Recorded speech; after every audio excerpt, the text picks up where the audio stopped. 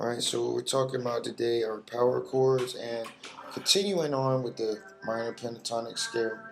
This first dot is G, so we're doing a G minor pentatonic scale, and you learned that last week, but here's a refresher. It says 1 4 1 3 1 3 1 3 1 4 1 4. Then 4 1 4 1 3 1 3 1 3 1 4 1. Okay. And power chords are simply take your index finger, put it on the root. This time it'll be G. Skip a fret and go to the next string. Instead of putting your second finger here on the space, put it on the next dot. And you can also add the pinky as another way of filling out that chord and making it more full. So here it is without the pinky. Here it is with the pinky. You can barely hear it now, but if you were to hear it in a live context, it just adds a little bit to it. More so when you go to the fifth string and do the power chord. And what those are the octaves. If you notice, I'm just playing these two notes. Whenever you skip a string and a fret, you're playing the octave. And the octave means it's the same note 8 steps apart. So an exercise you could do is and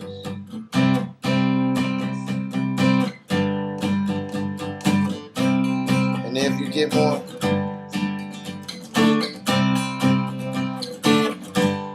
and there's actually a bunch of songs that use that progression. The most popular one is that Baba O'Reilly by The Who. And we even do one in church called oh man, what is it? It's an Israel song, but we know that it was inspired by that song. It's like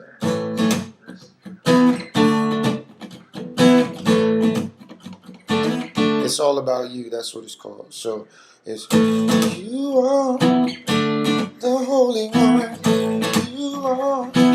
Okay, so the question is, when are these useful? When are these effective? You can use power chords when you're playing any contemporary Christian music that needs to sound more rock and roll, because this definitely sounds more rock and roll than if we were to do the first position chords like this. Like this.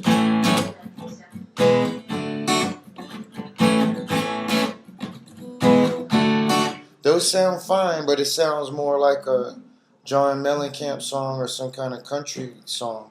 So the power chords are just that. The reason they're called power chord is because they take the powerful elements of the chord. The chord is spelled out with the first, third, and fifth note. Well, with the power chord, it's just the meat and the potatoes, just the first and the fifth. And then if you put your pinky down, it's the octave as well. So you're doubling the octaves and playing the meaty note of the fifth.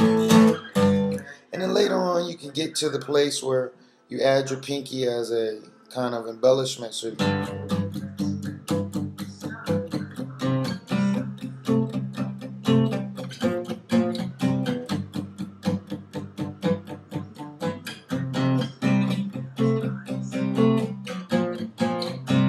on those, when I'm using the pinky to shuffle, then I'm not using the full form of the power chord where I double the octave, because I need my pinky free. And that pinky is only adding to the end of the same string as my ring finger. So it would be like this. And then I'll have my fingers on the third and fifth frets, and then my pinky will go on the seventh of the fifth string, which is where my ring finger is initially on the fifth fret. So it'll go. And there's even blues songs and early rock and roll and things like that. So power chords are essential building blocks of rock music, and one of the criticisms about them is it seems like you don't have to know many chords if you know power chords. You just have to know basically what the notes are on the first 7 or 8 frets on the 5th and 6th strings, and you can play every power chord. So this is G on the 3rd fret, A on the 5th fret, 7th fret will be a B, and then if you go over to this, the 5th string will be C 3rd fret, D, 5th fret, E, 7th fret. F would be 8th fret, and that is where we would get into the scale talk of half step whole and everything like that. Regular power chord songs. Okay.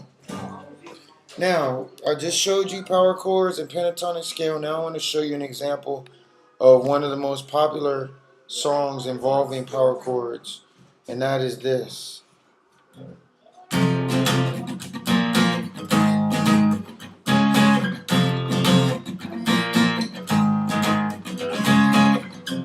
And that is basically the 1st fret on your 6th string power chord, which is a F. Then it's 1st fret on your 5th string, which is B flat. And then go up to the 4th fret, 6th string, which is A flat. And then 4th fret, 5th string, which is your D flat.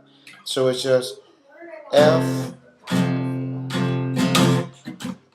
flat, A flat, D flat, F, B flat, D, A flat, D flat.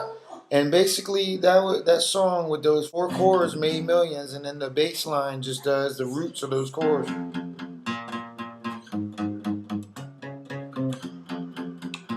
And that's the bass part, and then you just come back in with loud distortion with those power chords. Now let me show you what I'm doing with my right hand down toward the sound hole, making the chicka chicka sound. It's just simply like that exercise that I gave you that involved you practicing strumming patterns. So I'm going, covering the strings with my hand flat like exercise. So in between each chord I go chicka chicka. So it's 1 2 1 2. So it's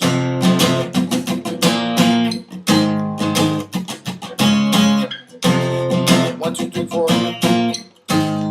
Chicka chicka, chicka chicka, chicka chicka, and that's it.